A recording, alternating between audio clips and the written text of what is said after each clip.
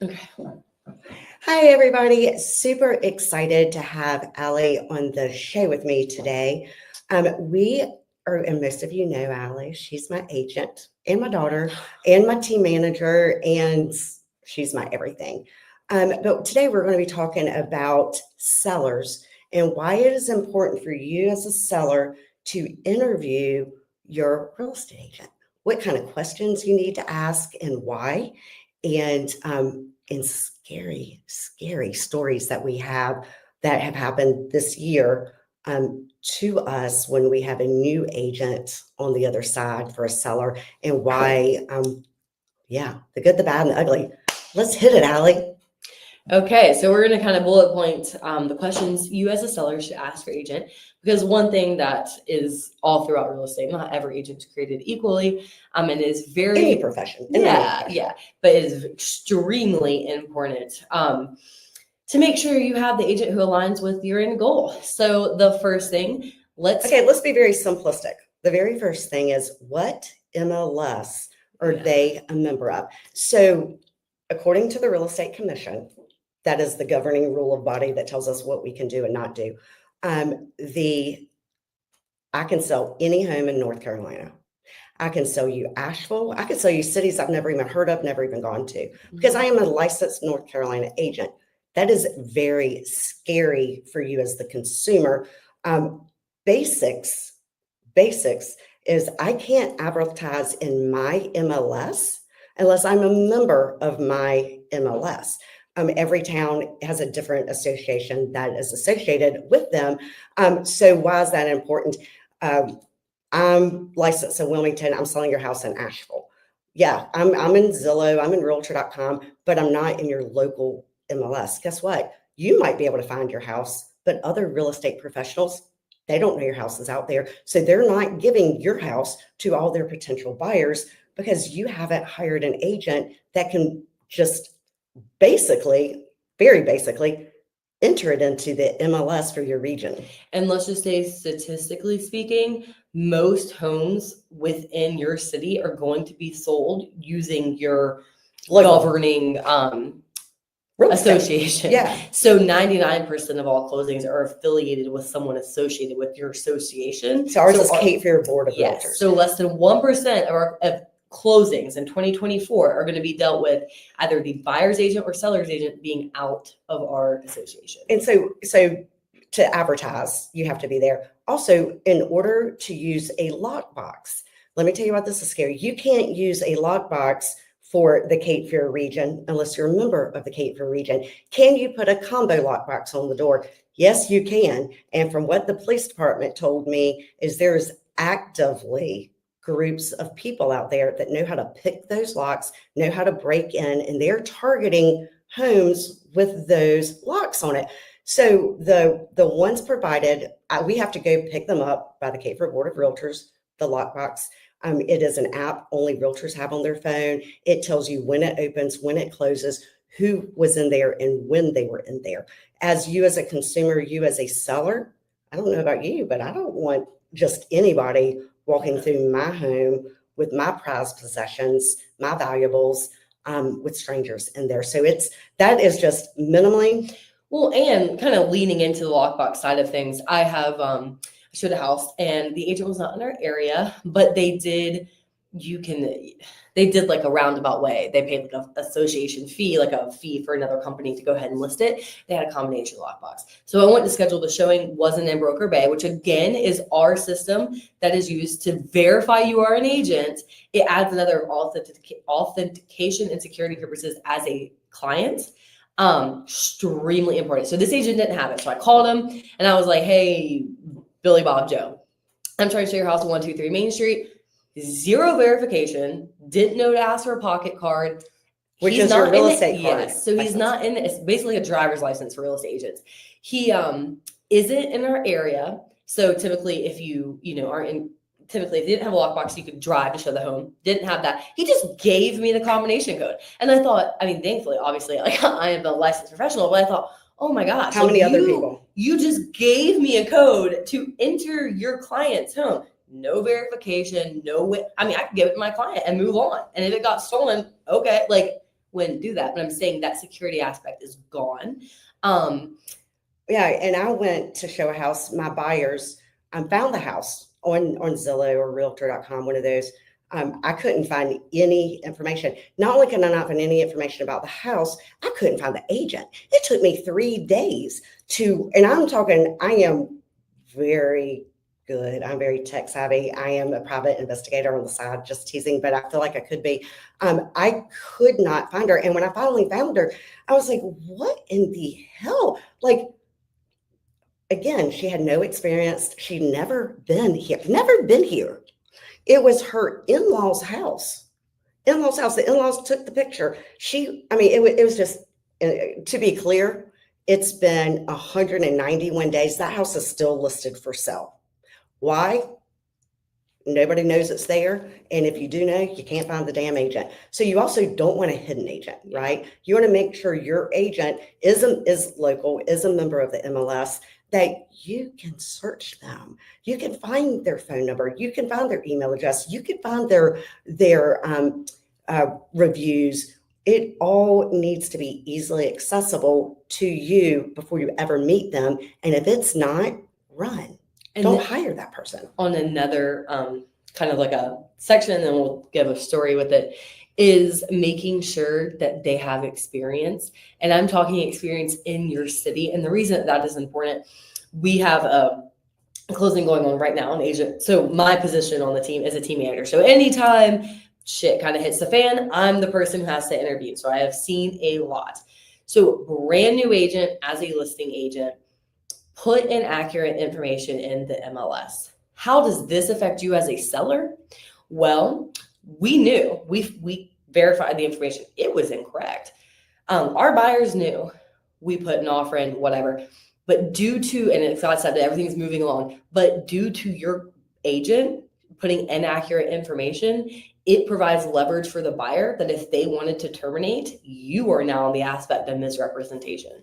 You are now a part of it. And it's not any negligence on your end. It is the listing agent who made a mistake, and your investment, your financial investment, your home is on the line for it. So that is extremely important. You're not getting your best friend's daughter who just decided to get licensed, and well, what could go wrong? So what could go wrong? Things. Everything. And I tell sellers, I had a listing presentation the other day. I was saying, as a brand new agent, you've never had a closing. How do you know what a good offer looks like? How do you know what the current market is? How do you know what things are typically going for? Like, besides based on comps, they don't tell you due diligence. They don't tell you earnest money. They don't tell you typical loan terms. Like, that kind of stuff solely comes from experience. And the amount of times, and I cannot make this up, I've had agents say, well, I Googled it. And I thought, And let's be clear. In a lawsuit, if you say I Google it, you have lost that lawsuit. Yeah. And as accurate as Google is, a lot of times, I'm not discrediting Google. I am discrediting that you are hyper focused in an exact location. For instance, Wilmington, North Carolina. I'm not sure if Google knows or not, but we have to have wind and hail insurance. That is different than other areas. Why do we have to? In other areas, they think it's flood insurance. It's not flood insurance. It's wind and hail for hurricanes. Why do we have to have it? We have to have it because we're within 100 miles of a beach.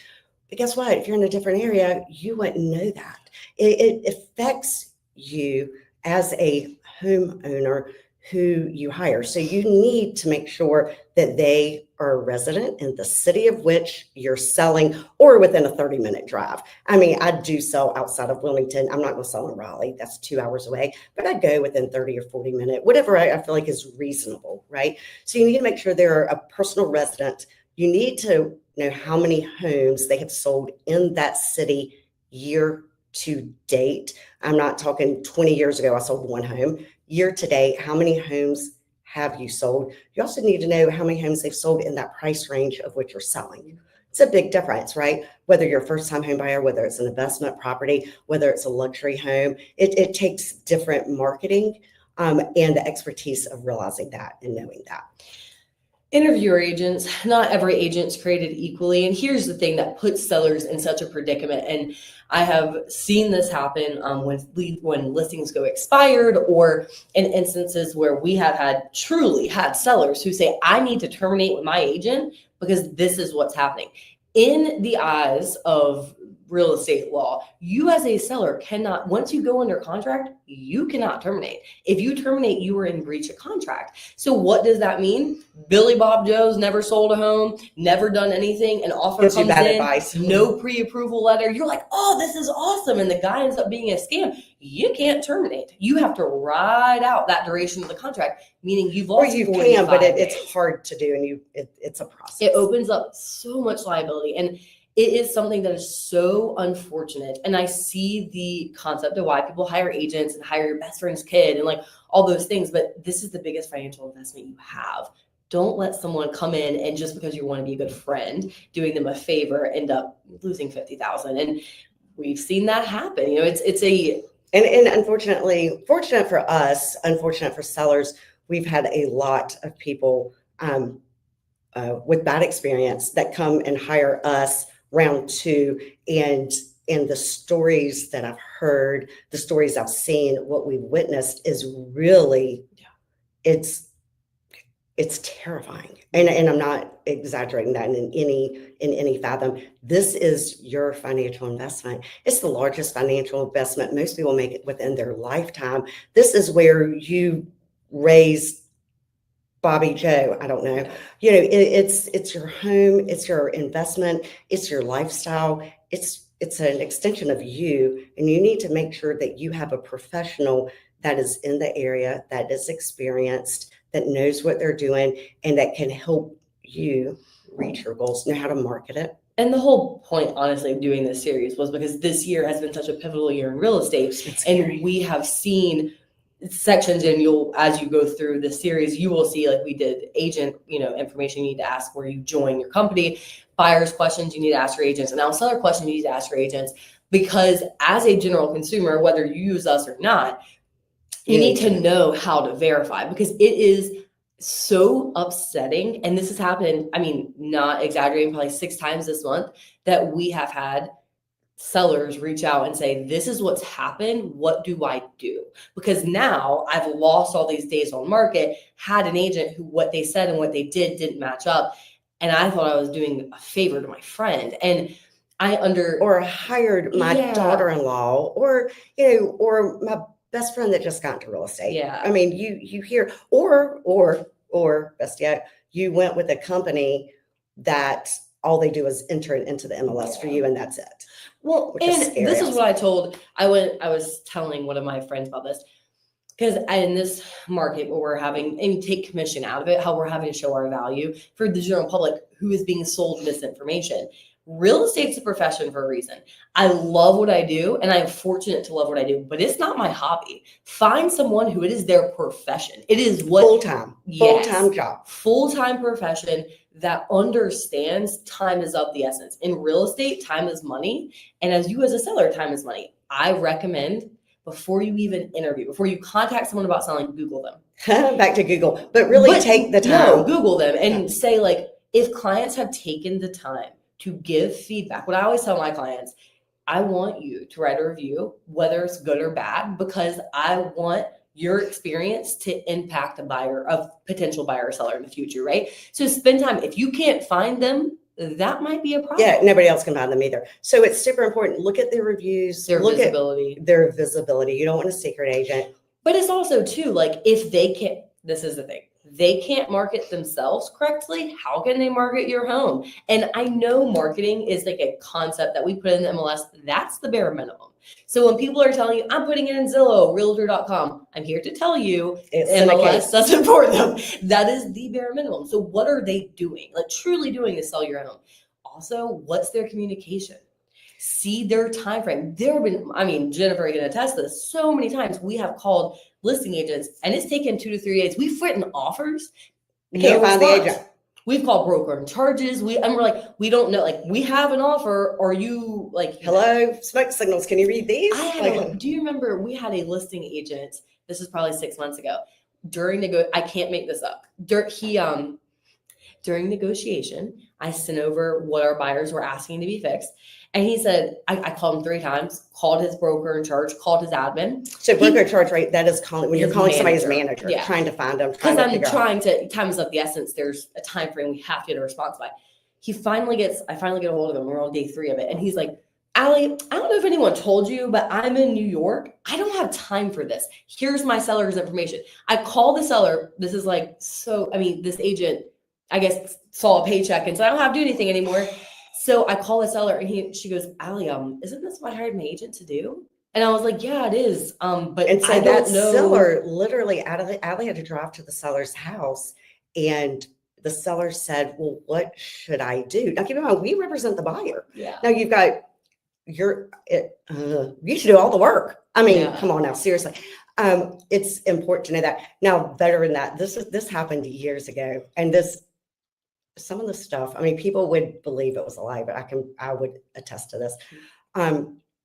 It took me almost a week to find the listing agent.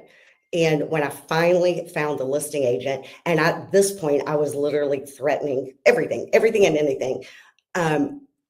They were on the TV series, was it 90 Day Fiance? I forgot 90 about Day that. Fiance. He said, do you not know who I am?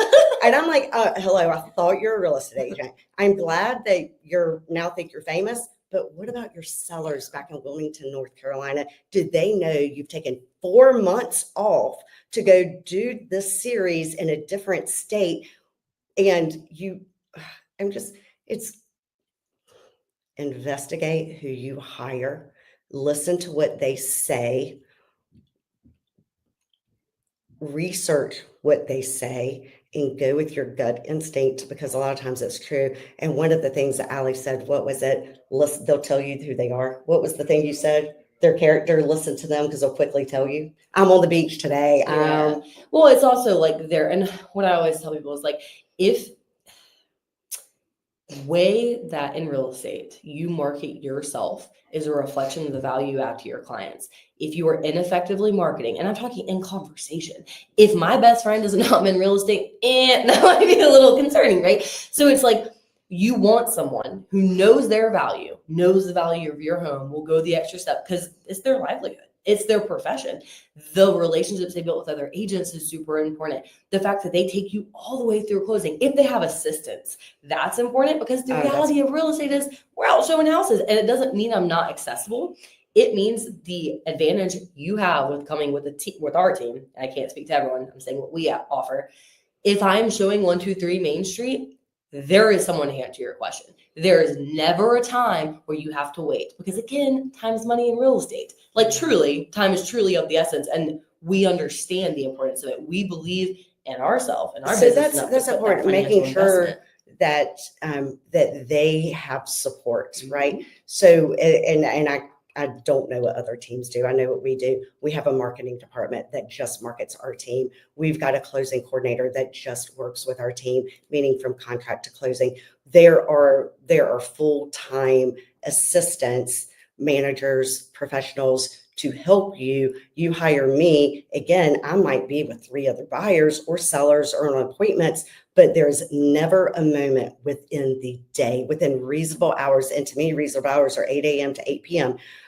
There's no, making sure I went in the right direction. Yeah. There is no time where you won't know who to contact. You know, we let you know in the very beginning, this is our marketing person. This is this, that. I mean, there's always somebody for you to call for anything that you need to help walk you through the process. So that's just kind of minimally what you need to do, right? You need to know, are they a member of your local MLS? Do they live in the town of which they're selling, or within a reasonable commute? I would say 40 minutes was reasonable. How many homes they've sold that year, how many homes in your price point they've sold. Now, don't hammer it down to the exact 700,000, but if you're selling a $500,000 home, how many homes have they sold from 400,000 to 600,000? What is their marketing? What is their visibility? What are their reviews? They will quickly tell you, I've sold 500 homes and I've got 500 5-star reviews. That's all you can take time to investigate that. Which is true with marketing, right? If you're Googling them and you can't find the homes they have for sale, what is that going to say when it comes to your home? How is someone going to find it? Yeah. And that's kind of, I think, just the reality of it. The goal of this, again, is to make sure that you as a seller are the most informed, so that way you are making the best decision to keep yourself represented in a time that this is not common knowledge. Like, this is things that in our experience we have learned to help leverage, and we hope that you do use it to leverage the best saleability for your home. Yeah, that's excellent. So if you have any questions, or if you're a new agent out there and you've listed a home and you've got questions, we're here. Our job, we're real estate professionals, right? So we are obviously trying to get you to hire us. But at the same token, our job is also to elevate the industry professionals. So if you are an industry professional and you're newer and you have questions, I mean, we are here to help you as well. So don't hesitate. Please don't hesitate to call us. I can give you my number, which I will give, 910-512-4080. Google us, Jennifer Bullock Team. You should easily find us on all, I would hope. If you can't find us, please let us know. But I'm pretty sure you can find us on any of the platforms. Real estate is hard. Don't make it harder than it needs to be. Align yourself with a real estate professional who will help get the most money for your home while keeping you protected along the way. Yep, that's exactly right. We look forward to helping you and hearing from you.